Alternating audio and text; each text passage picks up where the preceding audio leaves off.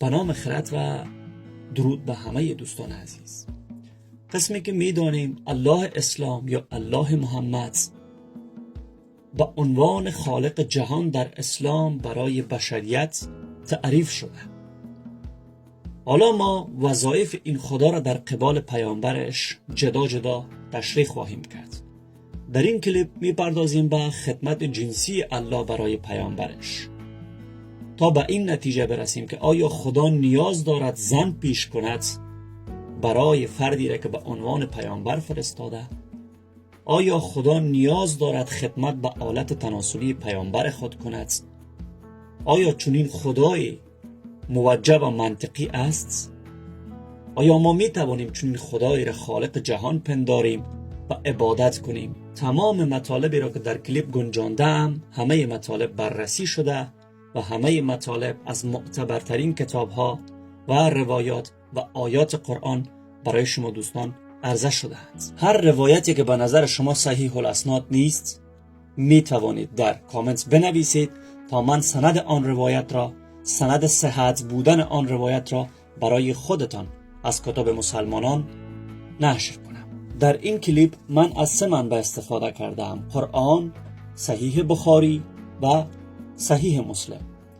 تمام روایات صحیح بخاری و صحیح مسلم صحت هستند، یعنی روایت ضعیف در کتاب صحیح بخاری و صحیح مسلم گنجانیده نشده است.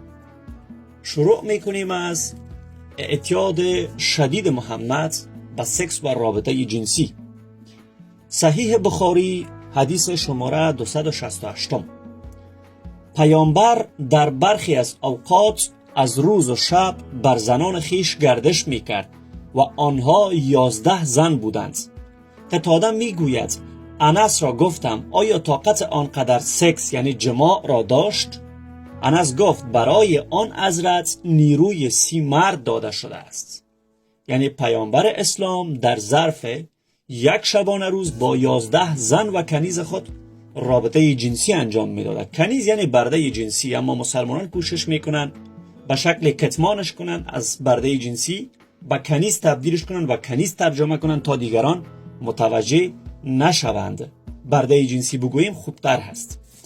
بنابراین این تعداد زنانی که محمد در 1 شبانه روز با اونها سکس میکرده در این حدیث صحیح الاسناد 11 نفر هست. اما این 11 زن را پیامبر اسلام از کجا به دست آورده؟ پیامبر اسلام را که برای مسلمانان فقیر و بیچاره معرفی میکردن، حالا میپردازیم که 11 زن را پیامبر از کجا به دست آورده. قاری بزرگوار سوره احزاب آیه 50 را یک بار تلاوت کنیم با دوستان.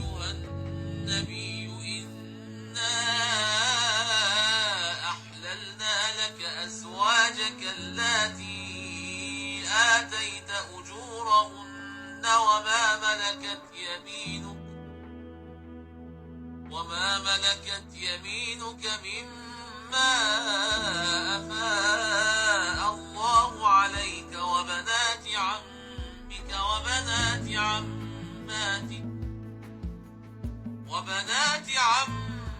وبنات عماتك وبنات خالك وبنات خالاتك اللاتي هاجرن معك وامرأة مؤمنة إن وهبت نفسها للنبي إن أراد النبي أن يستنكحها خالصة لك من دون المؤمنين قد علمنا ما فرضنا عليهم في أزواجهم وما ملكت أيمانهم لكي لا يكون عليك حرج وكان الله غفورا رحيما. تشکر از تلاوت زیبای شما. ترجمه فارسی: ای پیامبر ما زنانی را که مهرشان را داده ای، مهر در قرآن نیامده دوستان بزرگوار، اجوره آمده یعنی مزد، بنابراین ما باید مزد ترجمه کنیم.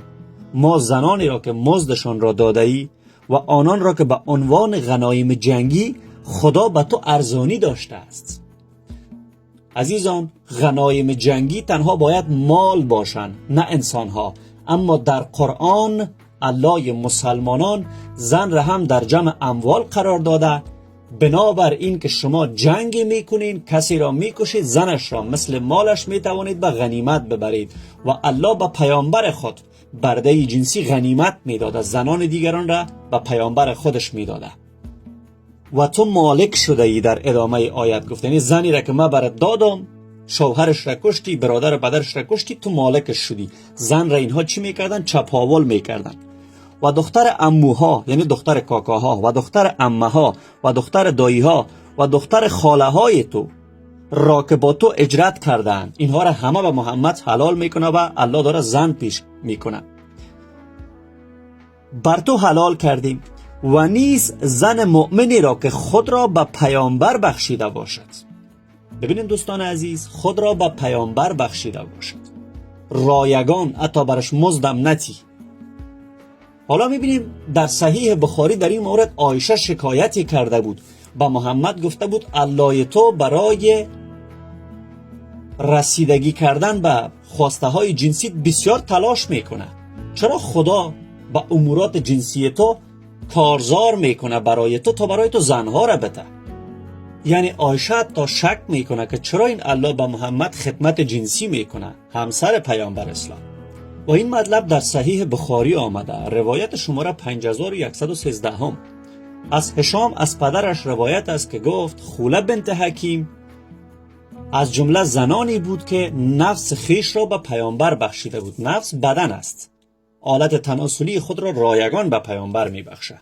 عایشه گفت آیا زن شرم نمی کند که نفس خود یعنی بدن خود، اینجا نفس ترجمه میکنن تا ما متوجه نشیم که واقعا نفس یعنی چی. آیا زن شرم نمی کند که خودش را به مردی ببخشد؟ ببینین عایشه می شرمیده از این امری که الله برای محمد کرده. یعنی برای رسول الله شرماور نبوده، اما برای عایشه شرماور بوده. بعد گفته یا رسول الله نمی پندارم جز این که پروردگار تو در برآورده ساختن خواسته جنسیت شتاب می کند. ببینید عایشه مستقیم در صحیح بخاری حدیثی وجود داره که گفته الله برای تو بسیار خدمت جنسی میکنه یا محمد، این چی خدایی هست؟ و بعد در این آیت 50 سوره احزاب گفته این حکم ویژه توست نه سایر مؤمنان.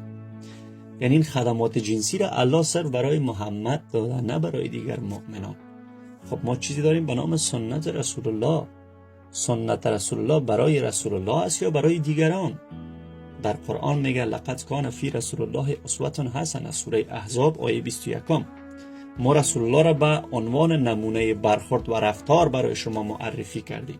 بعد این رسول الله برای خود زن از طرف الله میاره و میگه این حکم ویژه توست. خب اگر عمل خوبی است چرا دیگران باید انجامش ندن؟ اگر عمل بدی است توی محمد چرا انجامش میدی؟ چرا باید زنها را رایگان در اختیارت بگذاری؟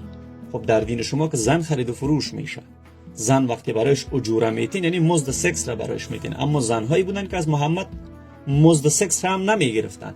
مثل همین خوله بنت حکیم که عایشه شک کرده که چرا الله هر آیتی را که به آلت تناسلی تو میفرسته خدمت جنسی برایت میکنه. از قاری بزرگوار خواهشمند هستم که آیت 51 سوره احزاب را تلاوت کنن لطفاً.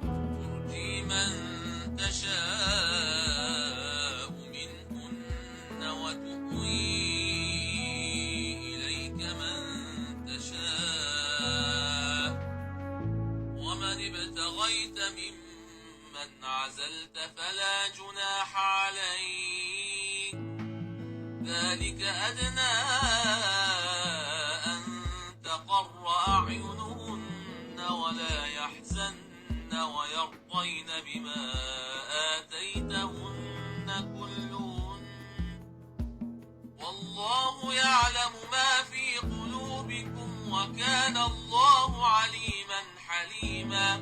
سپاس قاری بزرگوار از تلاوت ملکوتی شما. میپردازیم به ترجمه آیت 51 سوره احزاب. از زنان خود هر که را خواهی به نوبت مؤخر دار، یعنی هر کدامش را میخواهی